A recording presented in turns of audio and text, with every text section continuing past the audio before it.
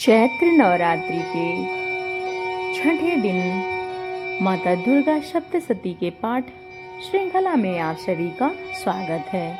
चैत्र नवरात्रि के इन पावन और मंगल दिनों में दुर्गा की विशेष शक्ति और कृपा आप लोगों पर बरस रही है और इसीलिए चैत्र नवरात्रि के इस मंगलमय समय में हम श्रवण कर रहे हैं प्रतिदिन दुर्गा सप्तशती पाठ।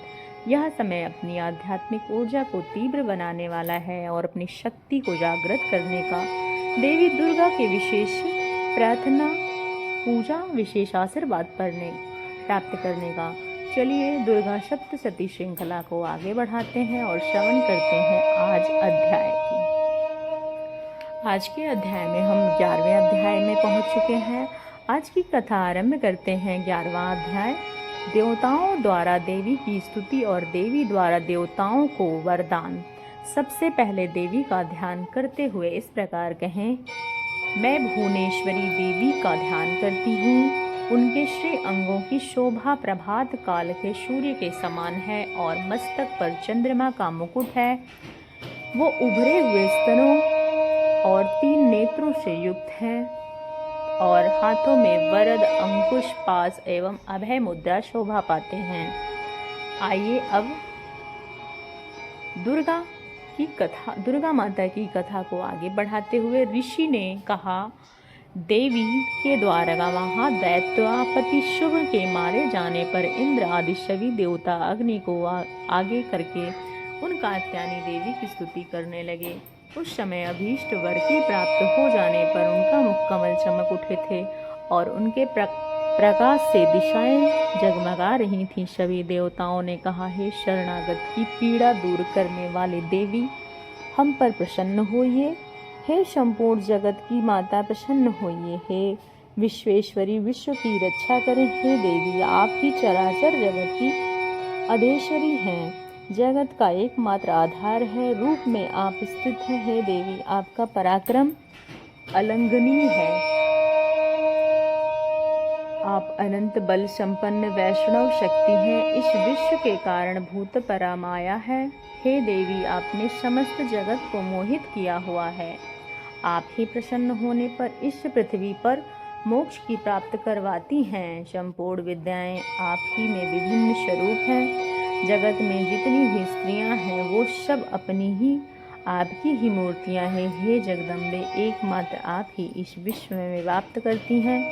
स्तुति भला क्या हो सकती है, आपका सत्वन करने योग्य पदार्थों से भी परे है। जब आप सर्वस्वरूपा देवी मोक्ष प्रदान करने वाली हैं और आपकी स्तुति हो गई हो तो स्तुति के लिए इनकी इच्छा उक्तियाँ और हो सकती हैं।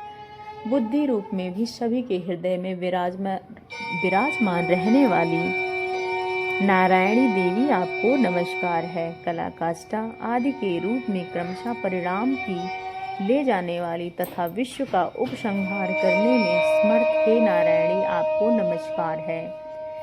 हे नारायणी, सबका मंगल प्रदान करने वाली अमंगल है मंगलदायिनी, पुरुषार्थों की सिद्ध करने वाली शरणागत वत्सला, 3 नेत्रों वाली महागौरी आपको नमस्कार है। आप सृष्टि पालन का संहार और शक्तिभूता सनातनी देवी, गुणों के आधार पर सुवर्णमयी हैं। हे नारायणी, आपकी नमस्कार है। शरण में आए हुए दोनों पीड़ितों की रक्षा में संलग्न रहने वाली हैं तथा सबकी पीड़ा दूर करने वाली हैं। हे नारायणी देवी, आपको नमस्कार है। आप ब्रह्मा रूपा धारण करने वाली हंसों से जुड़े हुए बैठती हैं और कुछ मिश्रित जल छिड़कती रहती हैं। आपको नमस्कार है। माहेश्वरी रूप त्रिशूल, चंद्रमा और सर्प धारण करने वाली तथा महान वृषभ की पीठ पर बैठने वाली हे नारायणी देवी, आपको नमस्कार है। तथा महाशक्ति धारण करने वाली जगदम्बे, आपको नमस्कार है। हे नारायणी, आपको नमस्कार है। शंख चक्र गदा सारंग धनुष रूप उत्तम आयुधों के धारण करने वाली वैष्णवी शक्ति रूपा नारायणी, आप प्रसन्न होइए। आपको नमस्कार है। महाचक्र दाढ़ों पर धरती उठाए 12वीं रूप धारण कल्याणमयी नारायणी, आपको नमस्कार है। भयंकर नरसिंह रूप में दैत्यों के वध के लिए उद्योग करने वाली तथा त्रिभुवन की रक्षा में संलग्न रहने वाली हे नारायणी, आपको नमस्कार है।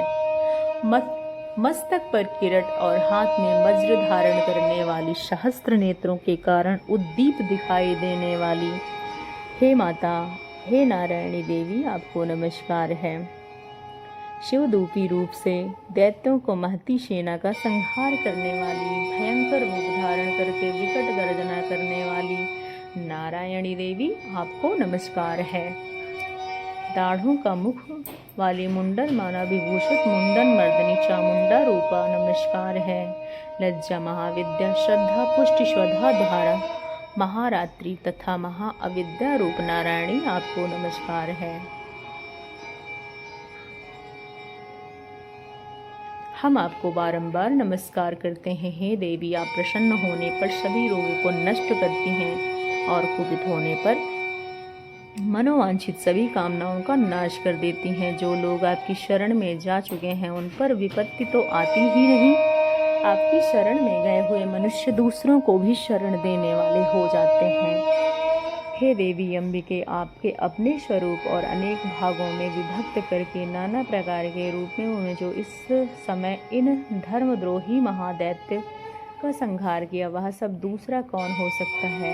विद्याओं में ज्ञान प्रकाशित करने वाले शास्त्रों में तथा वाक्यों में आपके सिवा और किसका वर्णन है, तथा आपको छोड़कर दूसरी कौन ऐसी शक्ति है जो इस विश्व को अज्ञानमय घोर अंधकार से परिपूर्ण ममता रूपी गड्ढे से निरंतर भटका रही है।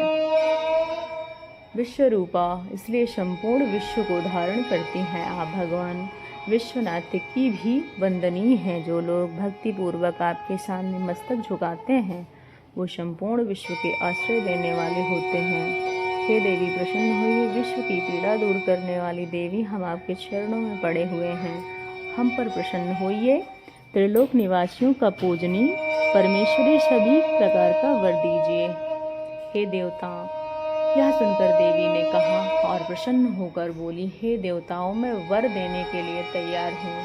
आपके मन में जिसकी इच्छा हो वह वर मांग लो, संसार के लिए उस उपकारक वर को अवश्य दूंगी। यह सुनकर देवताओं ने कहा, हे सुरेश्वरी, आप इसी प्रकार तीनों लोकों की समस्त बाधाओं को शांत करके हमारे शत्रुओं का नाश करती रहें। देवी ने कहा, ये देवताओं का वैवावस्थ मनंतर है। 28वें युग में शुंभ और निशुंभ नामक दो अन्य महादैत्य उत्पन्न होंगे। तब मैं नंदगोप में घर में उनकी पत्नी यशोदा के गर्भ से अवतीर्ण होकर विंध्याचल में जाकर रहूंगी। इन दोनों असुरों का नाश करूंगी। पृथ्वी पर अवतार धारण करके मैं विप्रवीत नामक एक दानव का वध करूंगी। उस भयंकर महादैत्यों का भंषण करने के समय मेरे दांत अनार के फूल की भांति लाल हो जाएंगे। तब स्वर्ग में देवता और मृत्यलोक में मनुष्य सदैव मेरी स्तुति करते हुए मुझे रत्विका कहेंगे।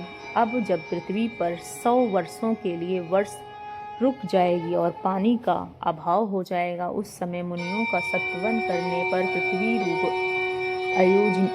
अयोनिजा प्रकट हो जाऊंगी और 100 नेत्रों से मुनियों को देखूंगी। अतः मनुष्य सशास्त्री इस नाम से मेरा कीर्तन करेंगे। हे देवताओं, उस समय मैं अपने शरीर से उत्पन्न हुए शाखों द्वारा समस्त संसार का भरण पोषण करूंगी।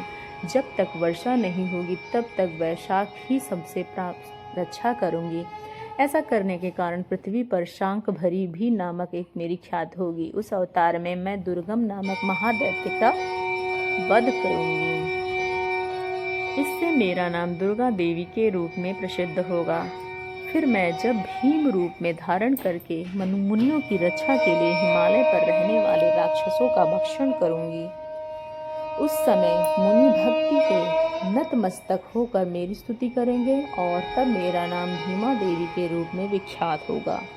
जब अरुण नामक दैत्य तीनों लोक में भारी उपद्रव मचाएगा, तब मैं तीनों लोकों को हित करने के लिए 6 पैरों वाले असंख्य भ्रमरों के रूप में धारण करके उस महादैत्य का वध करूंगी। और उस समय भी लोग भरमरी के नाम से चारों ओर में मुझे स्तुति करेंगे। इस प्रकार जब जब संसार में दानवी बाधा उपस्थित होगी, तब तक अवतार लेकर मैं शत्रुओं का संहार करूंगी। इस प्रकार श्री मार्कंडेय पुराण में सवर्णिक मनवंतर की कथा के अंतर्गत देवी महात्मन देवी स्तुति का 11वां अध्याय समाप्त होता है।